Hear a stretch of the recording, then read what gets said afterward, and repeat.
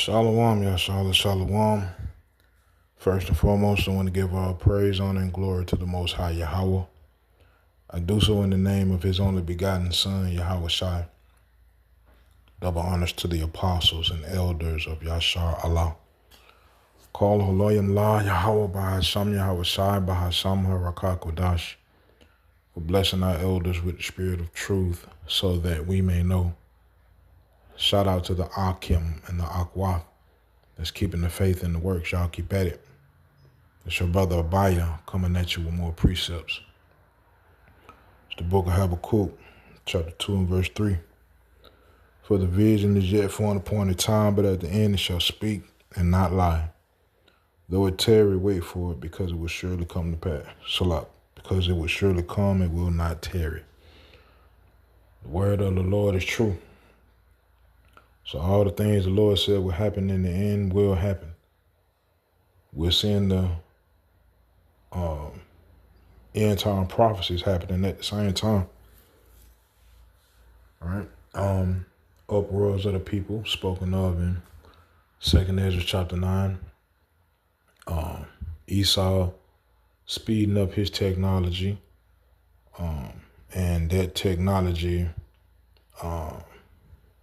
being created to really imitate the Most High, 2nd Thessalonians. Esau, Edom being exposed, and the daughter of Babylon's tactics being exposed. Isaiah chapter 47 and 2nd Thessalonians chapter 2. Right? All of the end time prophecies are happening as we speak.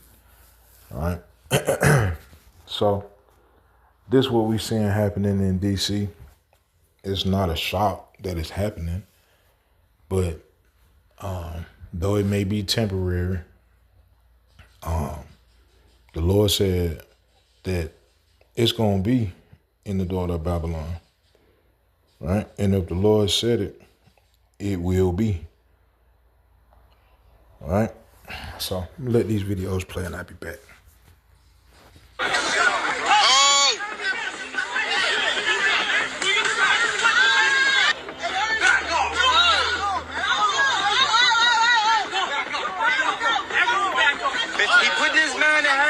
With no reason. Hey, don't push him, y'all. Don't push them. He had no reason to put this man in handcuffs.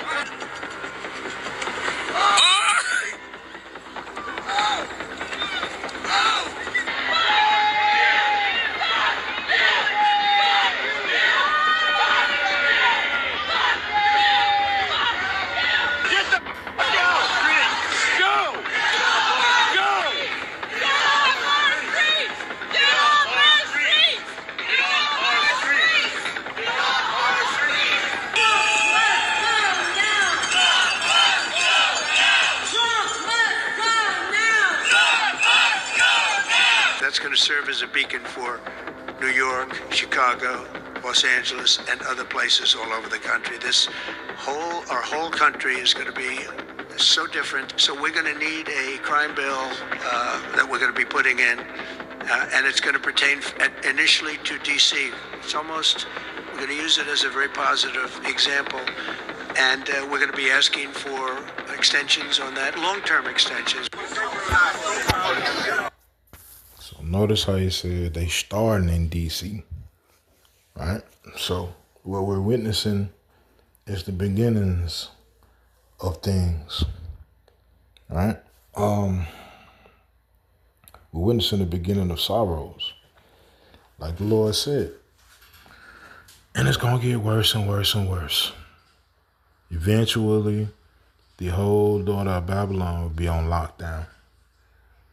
I say it may not be attached to exactly what we're seeing happening right now in D.C., or it may. Who knows?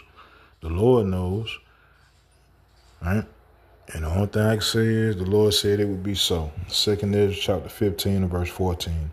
Woe to the world and them that dwell therein, for the sword and their destruction draweth nigh, and one people shall stand up to fight against another, and swords in their hands. For there shall be sedition among men, and invading one another.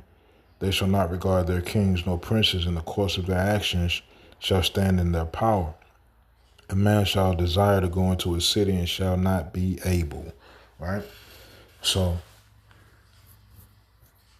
the Lord is going to put, he already, I don't know if you can feel it or not, especially, the brothers, the Akim that go out in the highways and hedges. I don't know if you can feel it. I'm sure you can, but it's the Lord, he putting spirits in these people.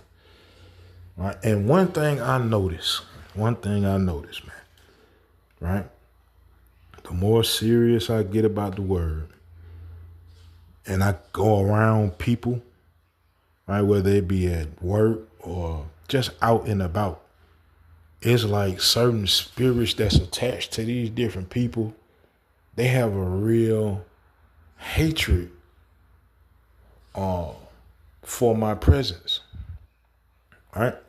And it's almost like, I don't want to say like a bully spirit, but it's like a extremely mocking spirit because I don't know, I can't even explain it,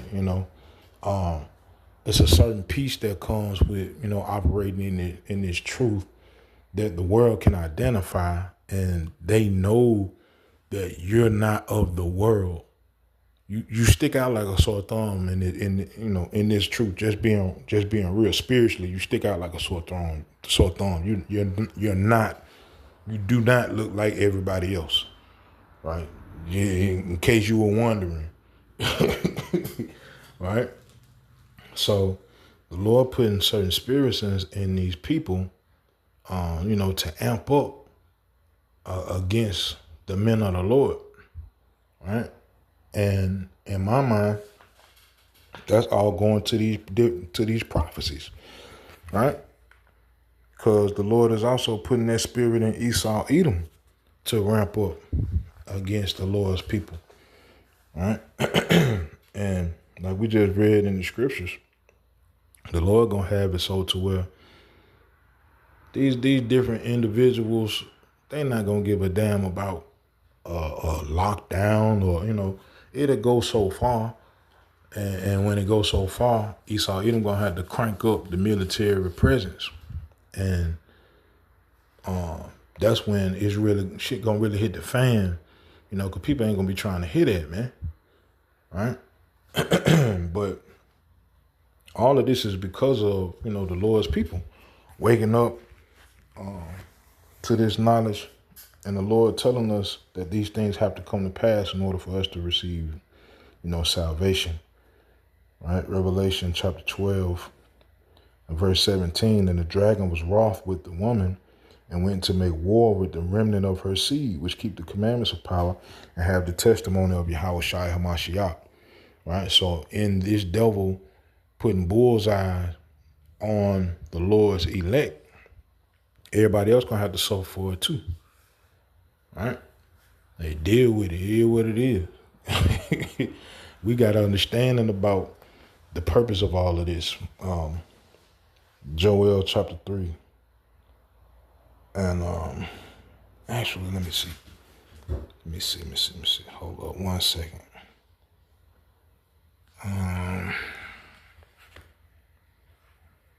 Try to find this precept.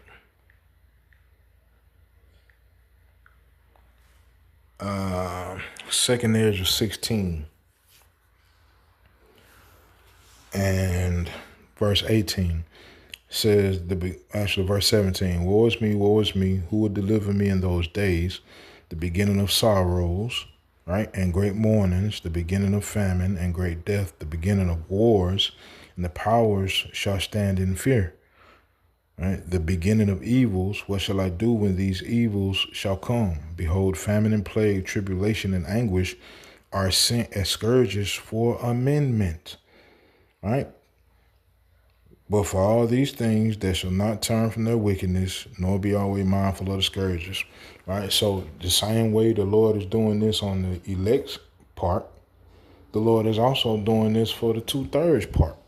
Because 2/3 of the Lord's people have to suffer for not being obedient to the word, for not hearing the word, for not even trying to hear the word, right?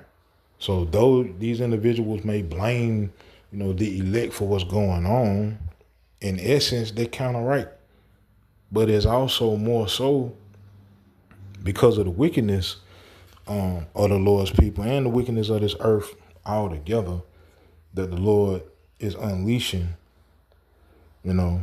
these end time prophecies. Right?